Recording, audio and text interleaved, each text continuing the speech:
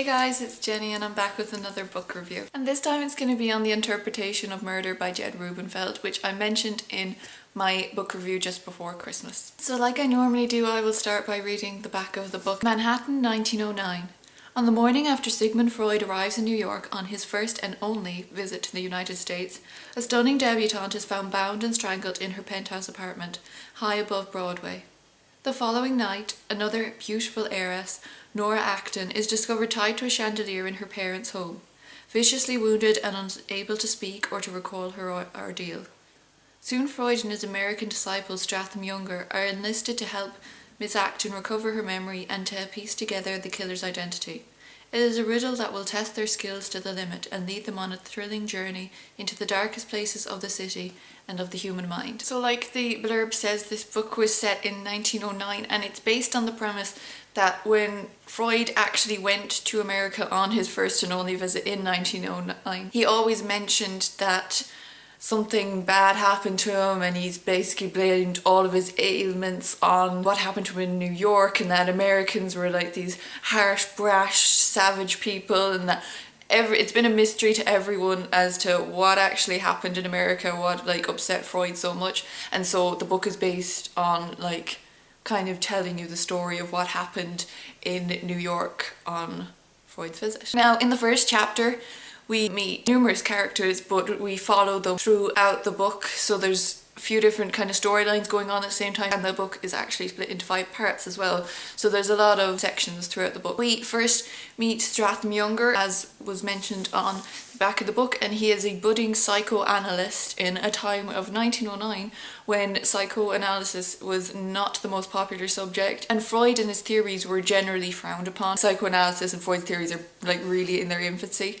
But we meet Stratham and he's meeting Freud just off the boat on his first visit to America. Then we also get a really beautiful and vivid description of New York in 1909, and it's really starting to develop into the New York that we see now, with its tall skyscrapers and beautiful penthouse loft apartments, and the idea of people not living in the country but can actually live in the city in luxury is what's been trying to be sold to the social elite of New York at the time. And the Balmoral is one of these places where the rich and elite are staying. So we get a really good description of New York, and honestly it says that Jed did really extensive research on it, and I don't doubt it. It was written really lovely, and the scene is really set as to describing the social scene of New York at the time and the actual layout of New York. Also in the first chapter is the murder of Elizabeth Rutherford, which is the focus of the book,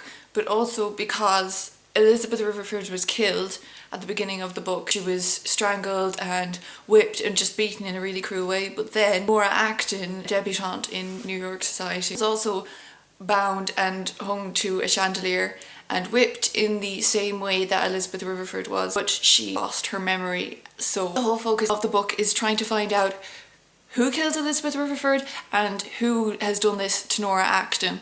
And the 2 people that are on the case, or rather 3, maybe 4 if you count Freud, is Coroner Hugel, who examines the body of Elizabeth Rutherford, and Detective Littlemore, who Coroner Hugel chose to bring in onto the case. Whilst Detective Littlemore and Coroner Hugel are trying to solve the case, Stratham Younger and Freud are called in to help Nora Acton recover her memory. They are pretty much the main characters throughout the book. Basically, this is a classic whodunit tale. There are so many plot twists and so many suspects throughout the book, and I don't know whether I was being slow or not, but I didn't see the twist at the end of the book at all, and I thought it was really good, and I really enjoyed the actual end result of like whodunit. So as a result, I would give this book 4 out of 5, and the reason it's not getting a 5 out of 5 is there's a few things that kind of bothered me, and that was Freud. Obviously he was the premise for the book, but I felt he didn't really need to be in the book. He could have been referred to a few times.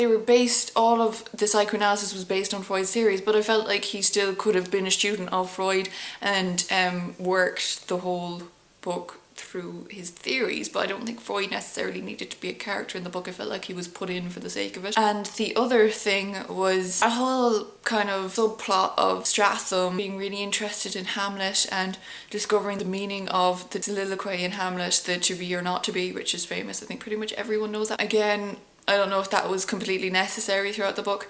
Feel free to disagree with me all you want. I welcome it. But myself, I felt that they didn't really need to be there, so they would be the things that would bring the book down. But as a thriller and a whodunit sort of book, I thought it was absolutely brilliant, and I loved the twist at the end. I thought that was really, really good, and I think it's definitely worth a read. It is a long book at 533 pages, but stick through it. I loved the characters, I loved the twist, and yeah, it was just really well written. And like I said, they really described old New York so great, and if you've been watching my videos for a while, then you know I love when a city is made into a character almost, and that's kind of the way old New York was almost kind of brought in as an extra character, and I really, really love that as well. So I definitely think this is worth a read, but I'm only going to give it a 4 out of 5 for the reasons I just said a few seconds ago. So that is it. I hope you enjoyed this review on the interpretation of Murder by